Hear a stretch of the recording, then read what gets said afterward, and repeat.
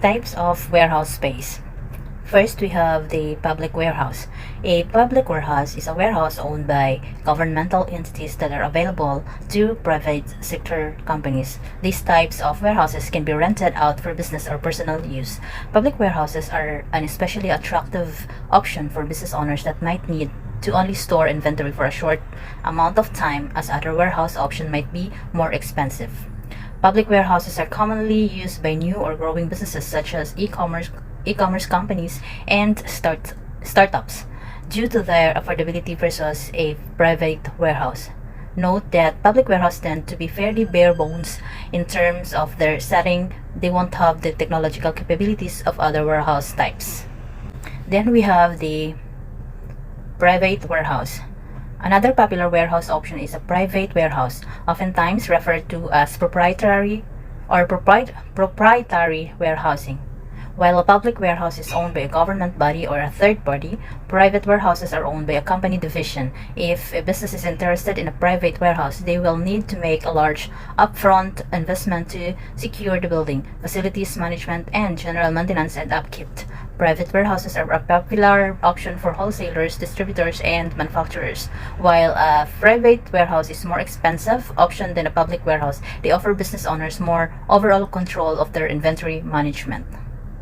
Then we have the smart warehouse. An increasingly popular warehouse option is a smart warehouse, which is a warehouse where the storage and fulfillment processes are automated with AI, such as robots and drones. The AI is responsible for packing, weighing, transporting, and storing raw materials, with many incoming orders being automated to be fulfilled immediately. Smart warehouses have been a go-to option for large e-commerce companies, such as Amazon, that seek to make their order fulfillment and inventory management a more accurate and expedited process. Then we have the cooperative warehouse.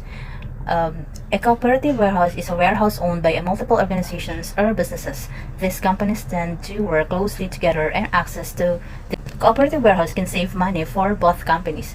Cooperative warehouses are especially common among farmers or wineries, as this business can easily store their products in a mutual space.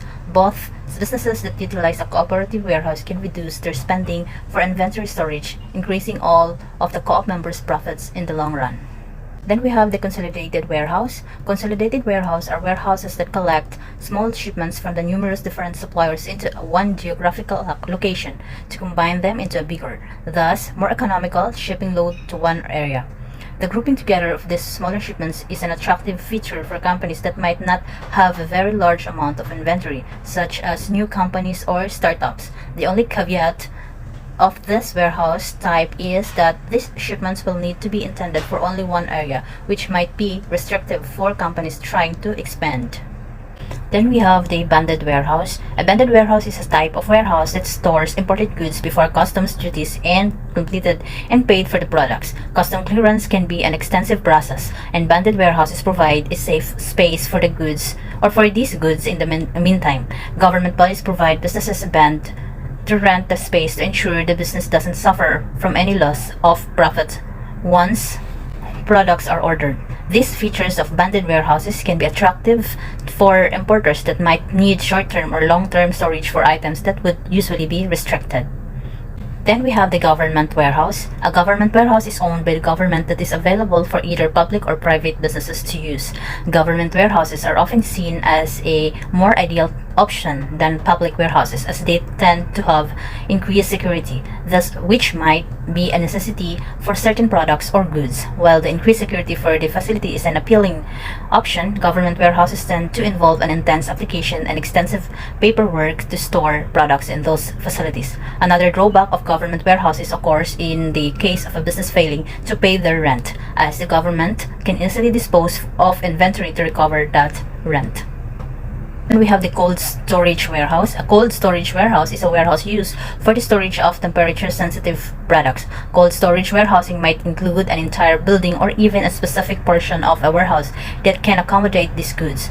Cold storage warehouses have regulated environmental conditions to ensure inventory is safe and no losses are suffered before goods are delivered. While cold storage warehouses seem like any other warehouse from the outside, they have vastly different inner workings to provide a safe space for these goods. Then we have on-demand warehouse. With the increase in online commerce, on-demand warehousing has only become more popular. On-demand warehousing or on-demand storage is warehousing provided to businesses that need to connect to companies with an excess of warehousing space.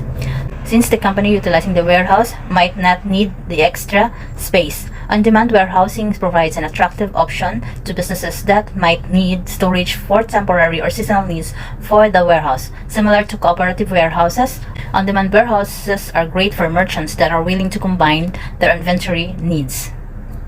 And lastly, we have the distribution centers. Distribution centers are built around the premise of taking large quantities of inventory in for the purpose of moving it out to retailers and merchants relatively quickly. Products move within a distribution center much more than a typical warehouse.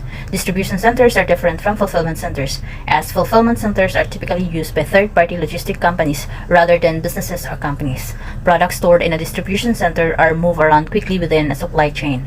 Distribution centers are paramount to the connection between suppliers and customers and are not simply for inventory storage but rather distribution, order fulfillment, and shipment preparation. The aspect to consider when managing warehouse operations are planning the workload, allocating resources, space utilization and handling, assembling and dispatching consignments, disposal of goods, pest control, security, inventory management, handling and stocking techniques, and the occupational health and safety.